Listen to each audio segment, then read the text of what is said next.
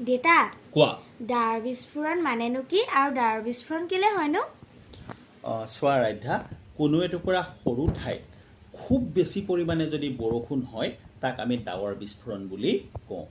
ই এটা প্ৰাকৃতিক পৰিঘটনা আৰু বহু সময়ত আমি ডাৱৰ বিস্ফোৰণৰ খবৰ প্ৰায়ে শুনিবলৈ পাওঁ। শেহতীয়াকৈ উত্তৰাখণ্ডত ডাৱৰ বিস্ফোৰণ হৈ গৈছে। ঠিক আছে। দ্বিতীয় কথা হ'ল ডাৱৰ বিস্ফোৰণ কিয় হয়?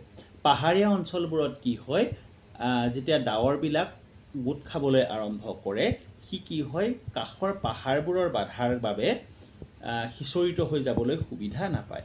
ফলত ডাৱৰবিলাক গোট খাওঁতে খাওঁতে যথেষ্ট গধুৰ হৈ পৰে আৰু সেই ডাৱৰে এটা সময়ত বৰষুণৰ ৰূপ লৈ খুব বেছি পৰিমাণে পৃথিৱীলৈকে আকৌ নামি আহে।